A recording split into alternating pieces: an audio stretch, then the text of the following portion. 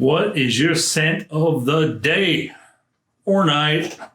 Spraying with therapeutic fragrance. Bortnikoff,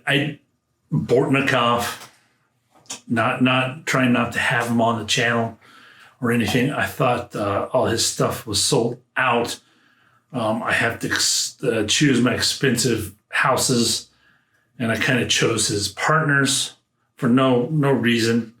I mean, just had to choose one. It might be the Russian Oud sounds so cool. I don't know. I'm just kidding here. Russian Musk sounds pretty cool too. Totally kidding. Oud Maximus also sounds pretty cool. But I did have to choose a house, and just can't afford to have both. I've had these forever. I didn't realize they were still on sale, or this one was still on sale available. That's why I'm doing the review. It is as of when I reviewed it. I saw it. I'm like, oh, I need to get that on the channel really quick. So that's why I'm doing it. I'm actually comparing today. Sorry, getting ahead of myself. Coupe de Ford, Bortnikoff. I want to compare his other stuff. See if I want to take the dive. Get to know Dimitri, how different he is from his partner up there in crime, Russian Adam. I know a lot of stuff from their Phil Oud stuff too. But today is about Mysterious Oud by Bortnikoff. All right, guys. I'm glad you found the channel. Glad you clicked in, watching my fragrance journey. Stay tuned for the review.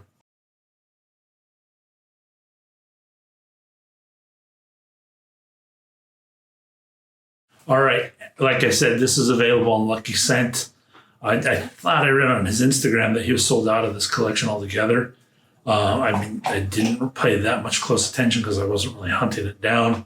I already had my choices made by this time, and is what it is. But I showed you the juice leather. Both are, look at this. Oh, you know how I am. When you can see that much goldiness, goodness in a bottle, my nose just lights up and salivates. It just does. I know it might not be scientifically possible. I'm telling you, it does.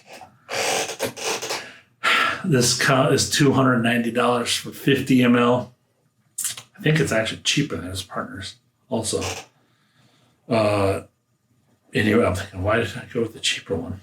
I really have no reason. I mean, I had to pick one. I did not know. I think either way you win on these. Notes are kind of similar. I didn't know enough oud to know which oud when they list out the exact oud I wanted. And it sells out so quick that I had to hurry. So I'm lucky to own Russian Musk. That's the direction I went. I mean, I'm telling you, I'm lucky to own that. It sold out maybe a week after. That's how close I was to missing out on that also. Notes: bergamot, cardamom, amber, orange, tea, rose, jasmine, cinnamon, clove, myrrh, castoreum, pink pepper, nutmeg, tonka bean, oud, sandalwood, tolu balsam, openax, cedar, lotus, labdanum, vanilla. Sound familiar? A lot of these notes are used. Eastern perfumery, very familiar. Ouds are so different, though, that each perfume can be so different. So take that with a grain of salt. Real oud is unmistakable and unforgettable. When I tell you guys, you hear me hammer on companies for putting oud in their name. This is called Mysterious Oud. And this is part of the reason I say if you put oud in the name, better have oud and represent. There is a big representation of real oud and synthetic oud. It is night and day. It's like fake gold and real gold. It really, really is like that. It's like you going, this is a gold ring and it's really fake. It's the same thing. So yeah, designers, you're on notice. I put you on notice. I bring it up every time you put oud in your name. This is the reason. These samples, when these guys come out, if you buy full bottles of Lucky Scent, they will give you this sample. I've gotten both of these as part of bottle buys. Put this on one arm. You guys that are big oud heads and with the royal oud and the oud wood and the little Jeremy dance, he loves that thing. And then put oud wood on the other arm. The arm that has this oud on it is going to grow hair. It's the real deal. There's no mistake. You're going to be like, oh, that is way different. That is real oud. The whole wearing is going to change. Put it on your pulse point. It's going to be pleasurable. It's going to change This is going to be one note of oud and fade. This is going to be up and down, and the longevity's crazy. The oud note itself. So if you guys want to know when I get all fancy and danced up about oud, try for yourselves. Do it yourselves. Don't. I'm a big proponent in that. Don't just take my opinion and let me just talk whatever. Like, here, go do what I'm doing. And then after that, let's have a deep conversation. And again, let's take this perfume journey further with these perfume houses.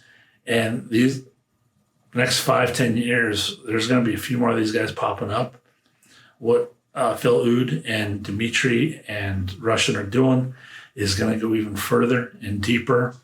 They're going to do some experimentation and give us better stuff just by us pushing. That's what I'm about. I want better stuff. I don't mind the experiments. That's why I'm here. It might be, you might have a lifetime scent you never want changed. That's not what I am. I'm all about learning new things. I'm all about creativity. And part of that is I've learned the sense of smell has a big deal to do with that. Same with scent, all your senses. Art is this is another art form that just inspires everything I do in my life.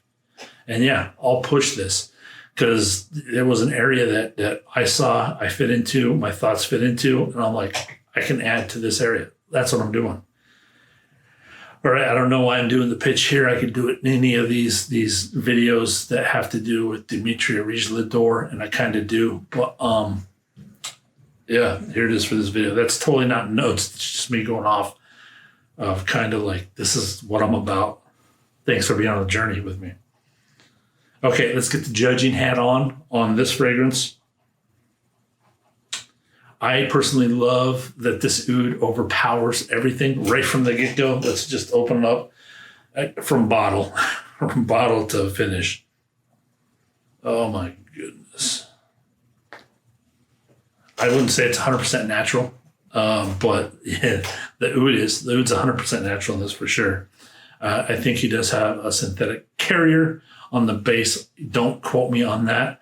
There's nothing I've read on that. That's just a small guess. This is definitely an oud perfume for anybody that wants a safe oud and wants just barely a step up from an oud wood, or any designer that you're doing. I would not pick this one to be the first step into that unless you can get a sample it and make sure.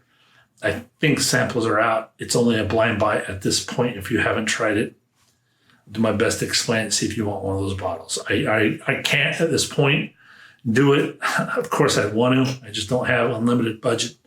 I've bought the ones I bought. The opening citrus, it's not the citrus you're used to. The citruses are buried instead of on top like normal that you're used to. The oud's just too powerful for that, which I love. I'm fine with that. That means there's more oud in it. Citrus just play a soft, helps change the oud through the wearing. Definitely bergamot is there. Orange is there. Orange is used a lot in these tops. Usually an orange blossom's there, but he didn't use one here, or it's not on the notes. I don't think he did. The rose is always there. He adds a jasmine. Florals are there. Cinnamon is there from the bottle. I'm so scared to say cinnamon because I pick up cinnamon and a lot of things that don't say it. The wax, the big one. Anyways, pink pepper, very common one. My Xerjoff attar that I did, almost every note that has is in this, plus more in this one. Not a big mystery. I'd like to read about why he called it Mysterious Oud there. Maybe for some people it's a fun name, fun play on a name. I get it. The rose is definitely, the good thing he called it tea rose. That's a good, perfect description of it. Maybe it's just dried out and made tinctured like that. I don't know what he means by that, but it's not vibrant and upfront. Rose that's in most of them. That's a good twist in this. Clove plays into that tea perfectly, as does the myrrh. Little bit of incense, not an incense bomb at all, just a nice, soft, oriental play that comes into the heart. Overall, I would say this is an oriental oud fragrance. Labdanum, the tonka bean, vanilla all play into sweetening this thing up in the dry down. The oud is prominent in the top, heart, and base. I didn't do more research than Lucky Scent and Fragrantica on this. I know in his new ones, he's actually putting in the exact oud that he used. That's a request I've been making to these guys, especially because I buy from their distillery.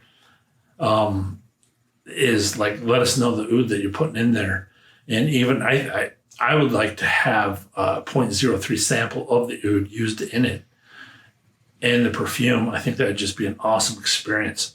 I think he actually did a promo with the Maximus, but I don't think that was the oud used in Maximus. I think it's the oud used in his collection that's still, he announced it's going to be released. He has a third one he's going to announce. Might be by the time I get this uploaded, but it's some news for you guys if you didn't know. I think it was that the oud he promoted was going to be used in his next third collection, not in that.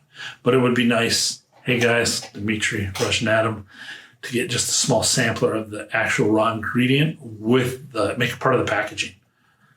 Upcharge. I think that's a real experience for people to, one, get used to oud oil, what it can be, and then just take that perfume experience to the next level. Like, oh, that's what that's doing. That's how I've learned with oud, as I played with so many natural oud oil, more oud than any other natural there is up to this point. Easily have over 20 of them and know a ton of them. You can search the channel. Half of those are up there now. Top and heart had great depth. I mean, great highs and lows with all the aforementioned notes. Of course, the oud does overpower some of the notes and doesn't let them shine. In this one, it's okay with me. I don't mind, but keep that in mind. That's a hard thing to do when you're using a little more natural oud than whatnot. I think that's the problem that I'm going to save that for another video. I did work out the 2 days I wore this. Both days, this did not last longer than 4 hours. I'm sure you guys will get 8 to 12 hours out of it.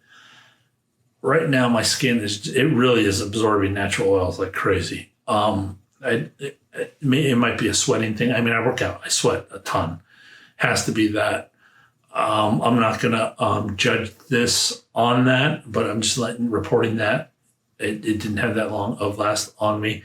I don't want to wear it to bed, so I didn't wear this one at night. I'll get in trouble. So I don't.